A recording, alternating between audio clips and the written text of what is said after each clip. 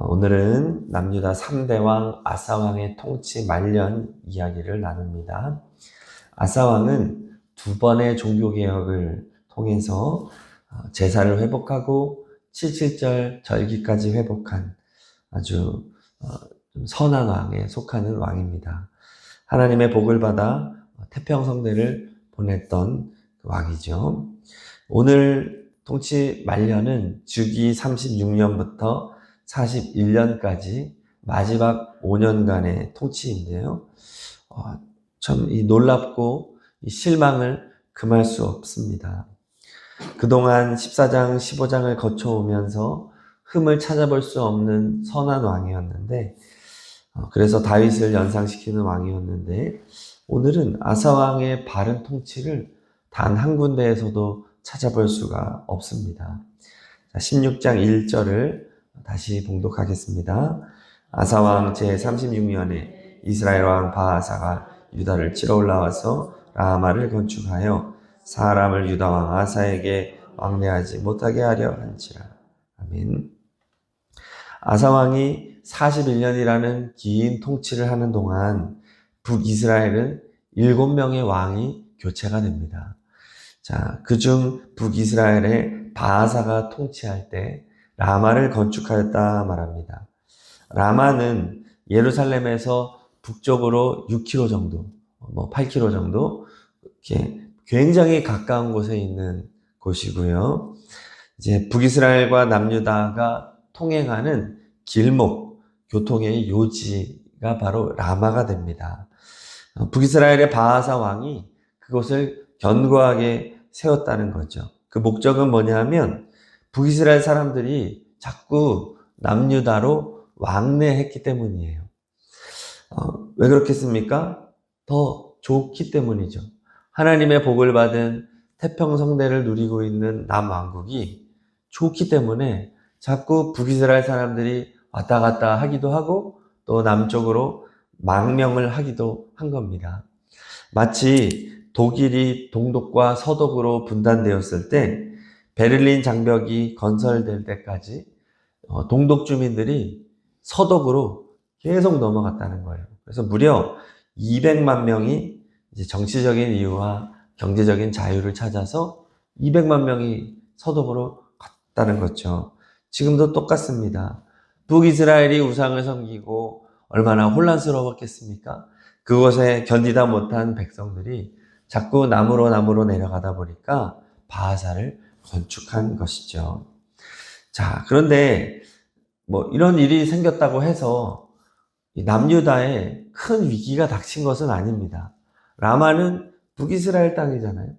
그곳에 성읍을 건축하든 말든, 물론 그것이 남유다의 위협이 될 수 있지요. 그러나 남유다는 어떤 나라입니까?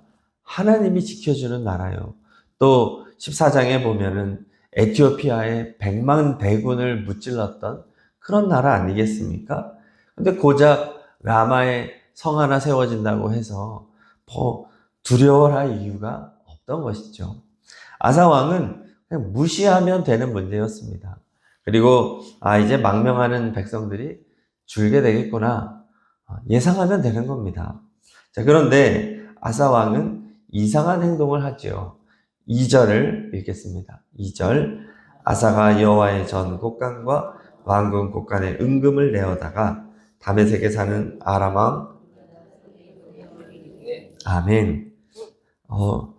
이상하게도 굉장한 위기로 느끼는 거예요. 이것을 굉장히 불편해하고 그래서 시리아 왕, 이제 아람이 시리아죠. 이 시리아 왕 벤하닷에게 도움을 요청합니다. 그것도 왕궁과 성전에 은금을 갖다 바치면서 도움을 요구했다는 것이죠. 위태로운 상황이면 이렇게 할 수 있겠지만 지금 그런 상황이 아닌데도 불구하고 나라에 이 많은 막대한 보물을 갖다 주면서 도움을 요청하고 있습니다. 정말 문제는 여호와의 전 곳간의 보물까지 갖다 바쳤다는 거죠. 성전의 보물, 성전의 기물들을 갖다가 이방 왕에게 바쳤다는 거예요. 이 성전의 보물은 절대로 다른 용도로 사용해서는 안 됐습니다. 솔로몬도 성전을 지은 다음에 남은 보물들을 어떻게 했습니까? 왕궁을 건축하는, 그러니까 13년, 바로 성전 건축에 이어 13년 왕궁 건축하는데 자재가 필요했겠지만 남은 자재들은 그대로 창고에 넣어두었습니다. 왜냐하면 성전을 지은 보물들은 성전을 위해서만 계속 사용됐기 때문에 그것은 앞으로 성전을 보수하는 일에 쓰여질 수 있도록 이렇게 보관해야만 했던 것인데 그것을 다 긁어서 이방 왕에게 바쳤다니 이것은 하나님에 대한 도전이죠. 하나님에 드려진 헌물, 하나님에 드려진 헌금을 건드린 것입니다.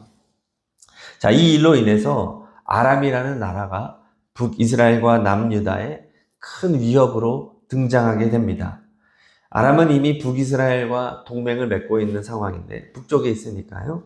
이번 일을 계기로 북이스라엘과의 동맹을 깨고 앞으로 100년 동안, 한 세기 동안 이스라엘을 지독하게 괴롭히는 나라가 바로 되는 계기가 오늘 사건이 됩니다. 아람왕 베나닷은 이 아람왕의 요청을 거절할 이유가 없습니다. 돈도 받지요. 북이스라엘 갈 명분도 생겼죠. 정복할 명분도 생겼죠. 그래서 일석이조 삼조의 효과를 누리게 된 겁니다.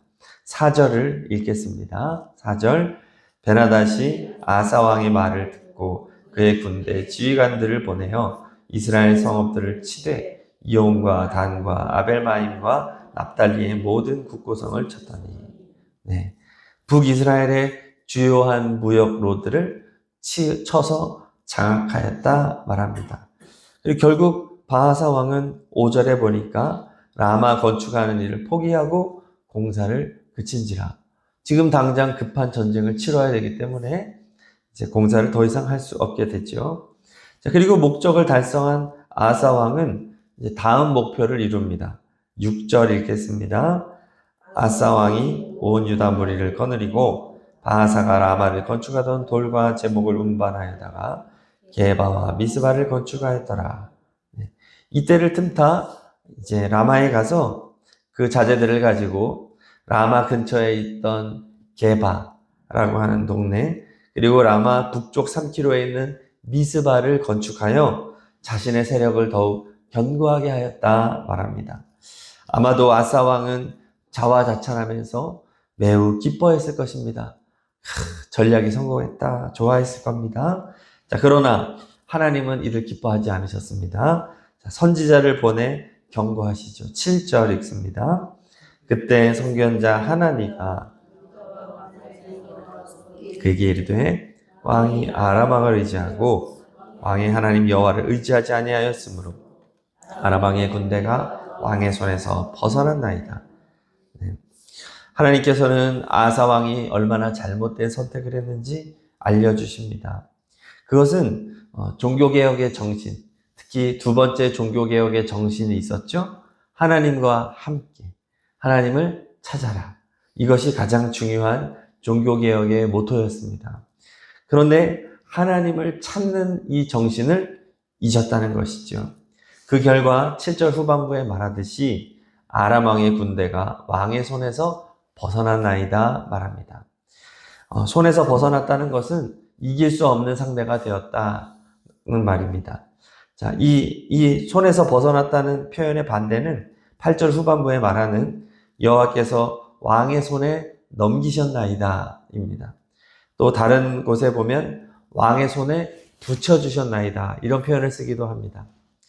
즉 하나님을 의지할 때는 적군을 왕의 손에 붙여주고 넘겨주시는데 하나님을 의지하지 않으니 적군이 왕의 손에서 벗어나게 됐다. 잡을 수 없는 대상이 되어버렸다. 승리할 수 없는 대상이 되어버렸다. 이렇게 말을 합니다. 자, 하나님은 아사 왕에게 징계를 내리십니다. 9절 읽겠습니다. 9절 여호와의 눈은 온 땅을 두루 감찰하사 전심으로 자기에게 향하는 자들을 위하여 능력을 베푸시나니 이 일은 왕이 망령되게 행하였은즉 이후부터는 왕에게 전쟁이 있으리이다 하며 네, 초기 10년의 평화, 중기 20년의 평화는 이제 끝났다. 앞으로 전쟁이 있을 것이다 말씀하십니다. 하나님이 이렇게 징계를 예고하시는 이유는 무엇일까요? 회개하라는 것이죠. 회개해라. 자, 그런데도 불구하고 회개하지 않습니다. 10절 읽습니다. 아사가 노하여 선견자를 옥에 가두었으니 이는 그의 말에 크게 노하였음이며 그때 아사가 또 백성 중에서 몇 사람을 학대하였더라. 네. 이 부분은 성경에서 선지자가 최초로 감옥에 갇히는 장면입니다. 너무나 안타까운 모습이죠. 그는 선지자를 감옥에 가둠으로써 하나님께 정면으로 도전하고 있습니다. 또 백성 중에 몇 사람을 학대하였다라고 하는데 아마도 선지자를 옥에 가두는 것으로 인하여 왕을 만류하는 백성 일부를 학대했을 것으로 보입니다. 참으로 아쉽죠. 이 부분에서 아사 왕이 다윗과 크게 격차가 벌어집니다. 그동안은 다윗이 왔던 길로 정말 다윗을 연상시키는 왕이었는데 이 부분에서 잘못을 선지자가 지적했을 때 다윗은 어떻게 합니까?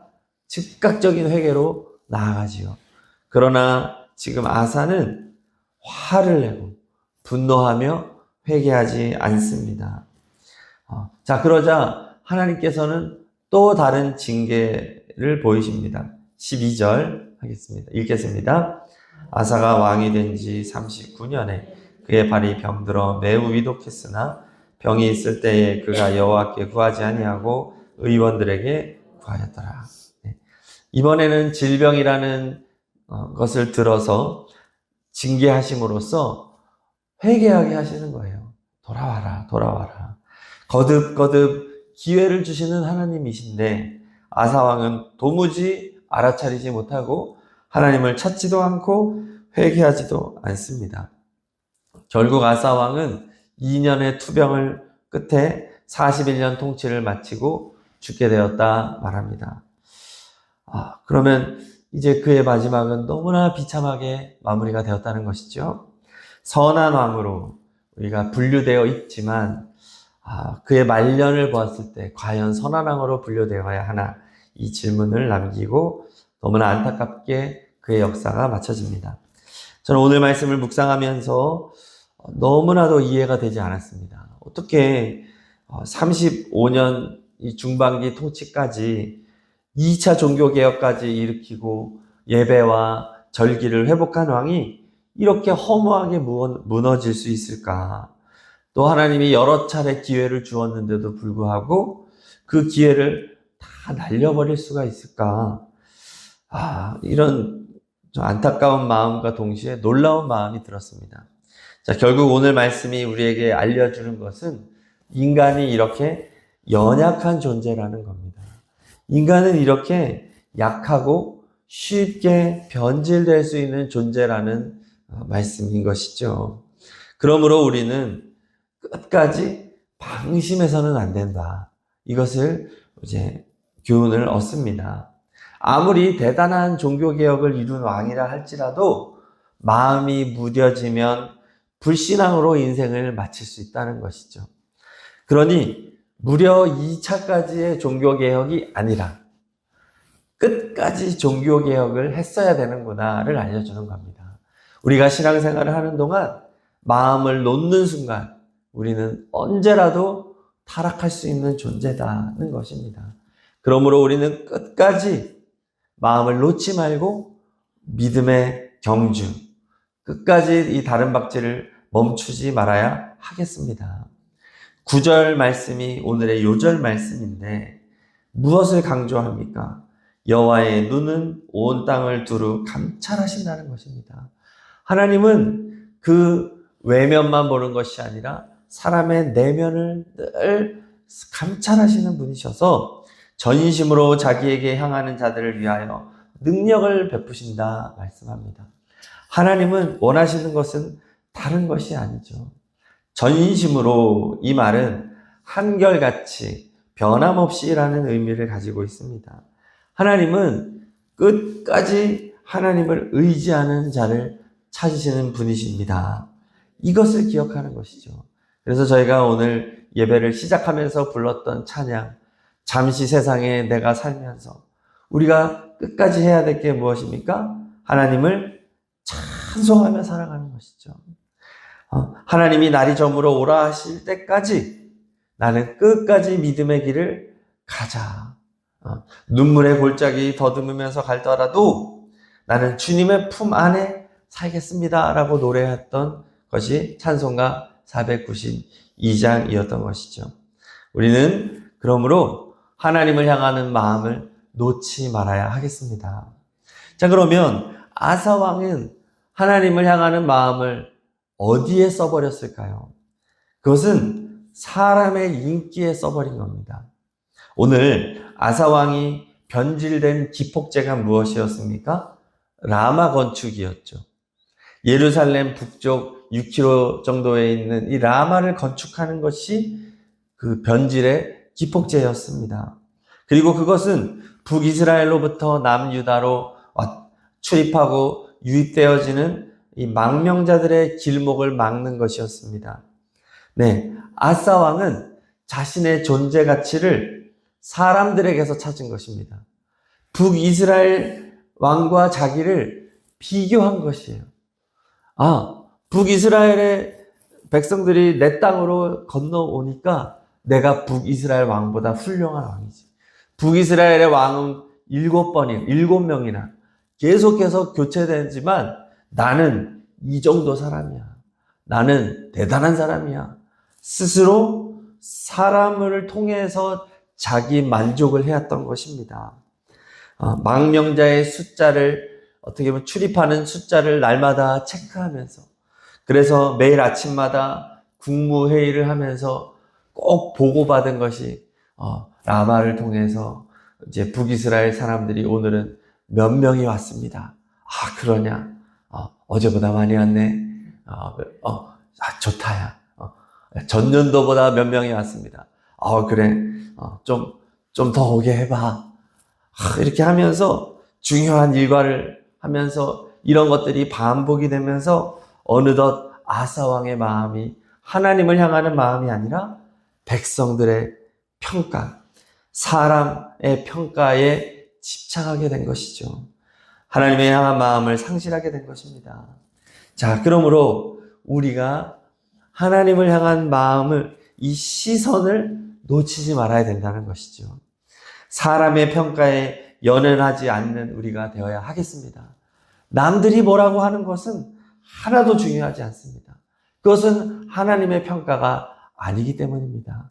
지금 이 시대는 어떤 시대입니까? 자기 과시의 시대입니다. 핸드폰을 보면 SNS, 페이스북이라든지 인스타그램이라든지 이렇게 보면요, 얼마나 다 자기 자랑하는 거예요. 나 이거 맛있는 거 먹으러 갔다. 나 해외여행 갔다. 우리 자식 잘 크고 있다. 우리 집 좋지. 나 명품백 샀다. 다 자랑이에요. 네. 페이스북도 제가 이렇게 들어가면 목사님들이 얼마나 자랑을 하는지, 우리 교회 이번에 이런 행사 했다. 우리 교회 학교 애들 많이 모인다. 우리 교회 크다. 다 그거예요. 다 자기 과시예요. 그러면 거기다가 사람들이 하트 표시도 하고 댓글도 달고 하지만 그 보는 사람들의 마음이 사실은 유쾌하지 않아요. 저도 그래서 페이스북 이런 거 가능하면 안 합니다. 거기에 우리 교회 막 올리면 다른 사람들이 생각보다 좋아하는 게 아니라 더 상처를 받는 거죠. 그래서 우리가 너무 사람들의 평가, 적절히 홍보는 해야 되겠지만 너무 사람의 평가에 연연하고 사람의 인기에 집착하다 보면 문제가 뭐냐 하면 하나님을 향한 시선을 놓치게 된다는 것이에요. 맨날 핸드폰만 보고 컴퓨터만 보면서 우리의 마음을 뺏길 수 있다는 것입니다. 오늘의 말씀은 오늘날을 살아가는 우리들이 얼마나 주의하며 경계하며 하나님 앞에 살아가야 되는가를 보여주는 그런 말씀이었습니다. 오직 하나님의 말씀, 하나님만 바라보고 하나님의 말씀, 하나님의 평가에만 귀 기울이는 우리가 되어야 하겠습니다.